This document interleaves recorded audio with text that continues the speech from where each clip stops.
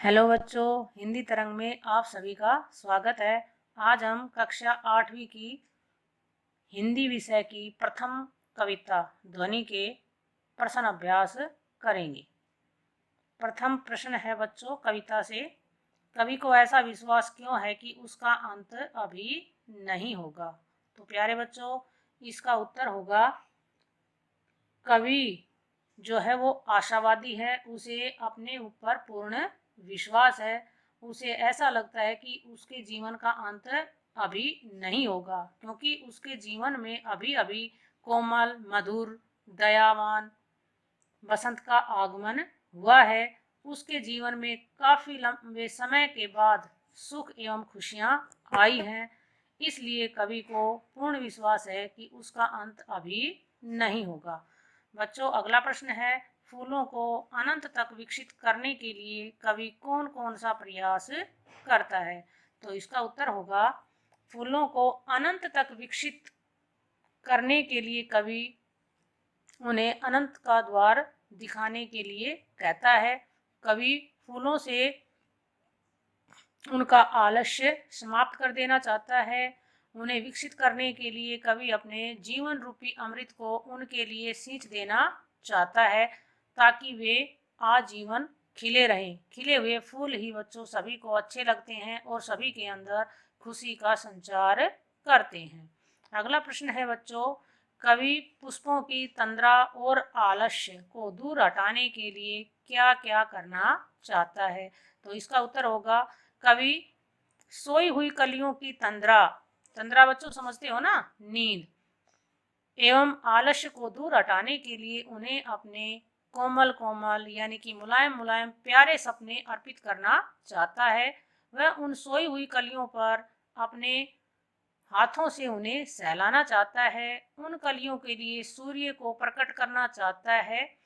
कवि प्रत्येक स्तर पर कलियों की निद्रा को तोड़कर उनकी निद्रा को भगाना चाहता है।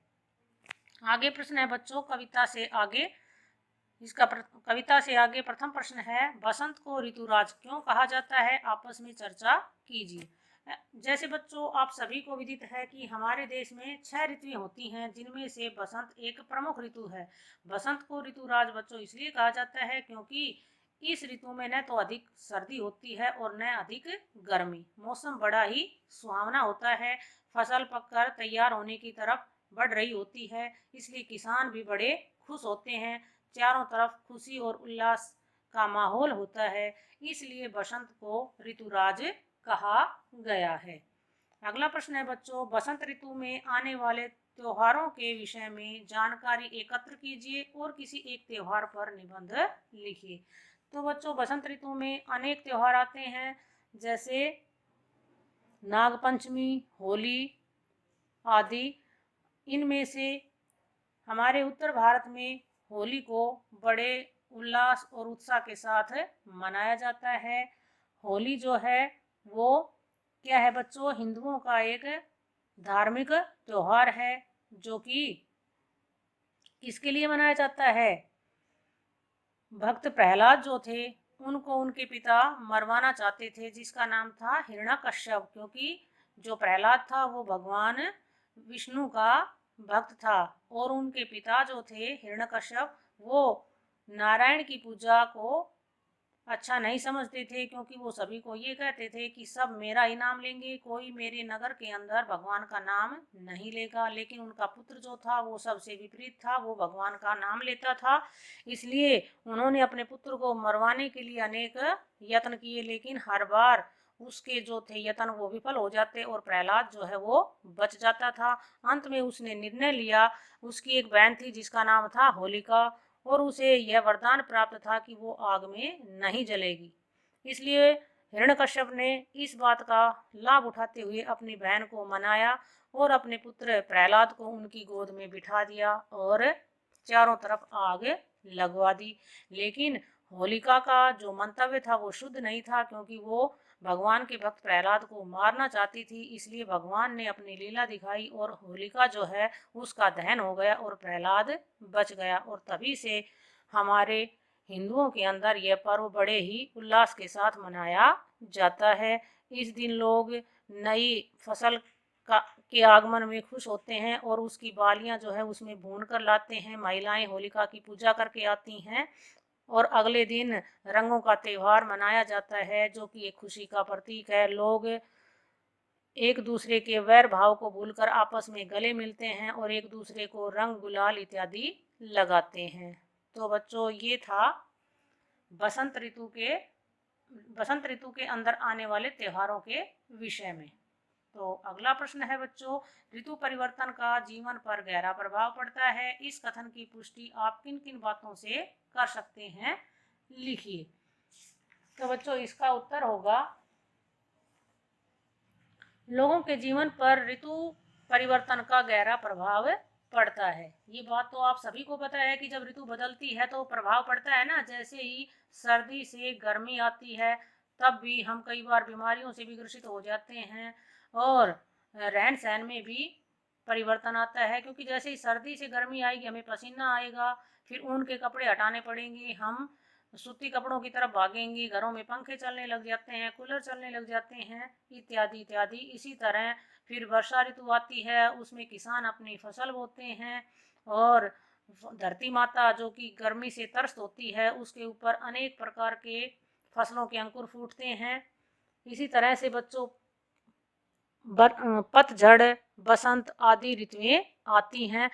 इसलिए हम कह सकते हैं कि हर ऋतु का हमारे जीवन पर अलग अलग प्रभाव पड़ता है। आगे है बच्चों अनुमान और कल्पना। इसका प्रथम प्रश्न है, कविता की निम्नलिखित पंक्तियां पढ़कर बताइए कि इनमें किस ऋतु का वर्णन है। फूटे हैं आमों में बोर, भोर वन वन टूटे हैं, होली मची ठोर ठोर सभी बंधन छूटे हैं। तो प्रस्तुत पंक्तियों को पढ़ने से ही बच्चों पता चल रहा है कि ये किस ऋतु का वर्णन है। इसमें बसंत ऋतु का वर्णन है, जिसमें फागुन और होली का दृश्य दिखाया गया है। यह दृश्य अत्यंत मनोहरी है, मन को आकर्षक लगता है। इस ऋतु में आम के वृक्षों पर बच्चों क्या आ जाता है, बोर आ जाता है और चारों तरफ खुशहाली का माहौल छा जाता है। अगला प्रश्न है बच्चों, स्वपन भरे कोमल कोमल हाथों को अलसाई कलियों पर फेरते हुए कवि कलियों को प्रभात के आने का संदेश देता है, उन्हें जगाना चाहता है और खुशी खुशी अपने जीवन के अमृत से उन्हें सींचकर हरा भरा करना चाहता है। फूलों पौधों के लिए आप क्या क्या करना चाहोगे? तो बच्चों, आप क्या करना चाहोगे फूलों और कलियों के लिए? कलियों के फूलों के लिए हम बहुत कुछ करना चाहेंगे। फूल पौधों से हमारे वातावरण में बच्चों क्या होता है, संतुलन बनाने का ये कार्य करते हैं। फूल सभी को अच्छे लगते हैं, मन को खुश करते हैं और इसलिए हम पेड़ पौधों के रखरखाव का विशेष ध्यान रखेंगे। प्रत्येक व्यक्ति कम से कम क्या करे बच्चों, प्रत्येक व्यक्ति को, आप सभी को, जिसमें प्रत्येक व्यक्ति में आप सभी आ चुके हैं, सभी को एक एक पौधा अवश्य लगाना चाहिए। क्योंकि ऐसा करने से क्या होगा बच्चों, हमारी जो प्रकृति है उसकी सुंदरता बढ़ेगी। फूल पौधे चारों ओर सुंदरता बढ़ाने का क्या करते हैं, कार्य करते हैं। अतः हमें उनकी देख रेख में अपना अमूल्य योगदान देना चाहिए। अगला प्रश्न है बच्चों, कवि अपनी कविता में एक कल्पनाशील कार्य करने की बात बता रहा है। अनुमान कीजिए उसके बताए कार्यों का अन्य किन किन संदर्भों में संबंध जुड़ सकता है। जैसे नन्हे मुन्ने बालक को माँ जगा रही हो। तो बच्चों, कवि ने अपनी कविता में क्या किया है, मानव कल्याण की कल्पना की है, यानी कि मनुष्यता के कल्याण की कल्पना की है कवि ने। कविता में बताए गए तरह तरह के कार्यों को वह मानव से जोड़ने की क्या कर रहा है, कोशिश कर रहा है। वह अलसाई कलियों के माध्यम से निराश एवं हताश लोगों को अपने जीवन का अमृत प्रसन्नता पूर्वक बांटना चाहता है। इसी प्रकार सोई हुई कलियों के माध्यम से कवि लोगों में जागृति लाना चाहता है।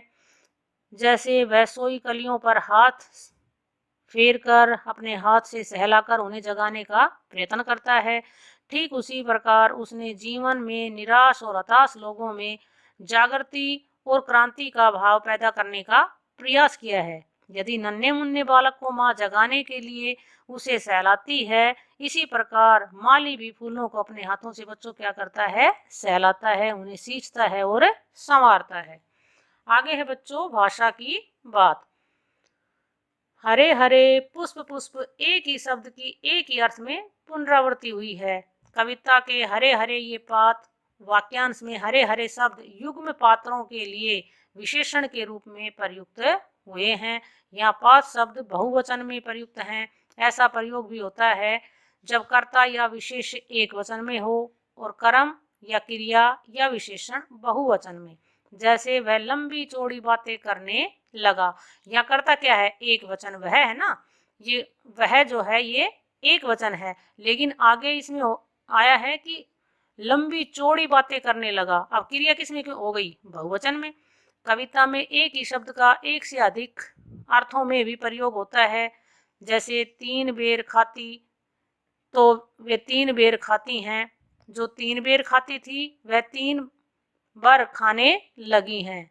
यानी कि जो 3 समय भोजन करती थी अब वो जंगल के केवल 3 बेर खाकर ही अपना पेट भर रही हैं। एक शब्द बेर 2 अर्थों में प्रयोग करने से वाक्य में क्या हो गया बच्चों, चमत्कार आ गया। इसलिए यहाँ पर यमक अलंकार का प्रयोग किया गया है। कभी कभी उच्चारण की समानता से शब्दों की पुनरावृत्ति का आभास होता है, जबकि दोनों 2 प्रकार के शब्द होते हैं, जैसे मन का। ऐसे वाक्यांशों को एकत्र कीजिए जिनमें एक ही शब्द की पुनरावृत्ति हो।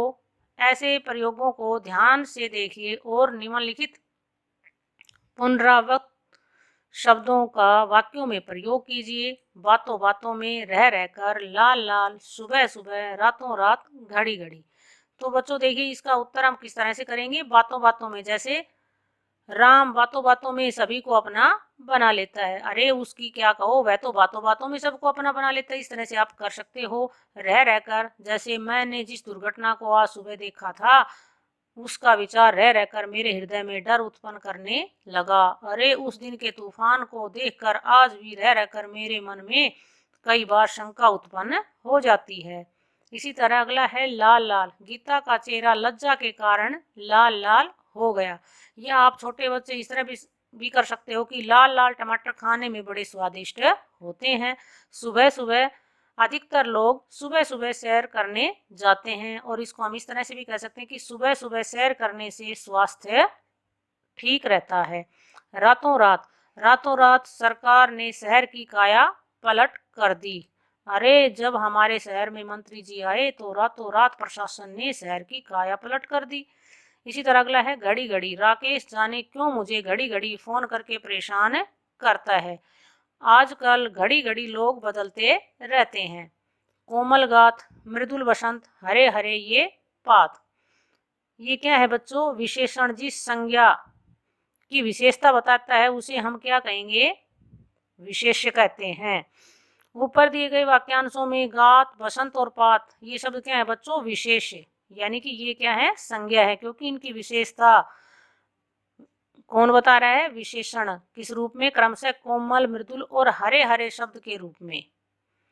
तो बच्चों आज के लिए इतना ही, अगली वीडियो में फिर मिलेंगे।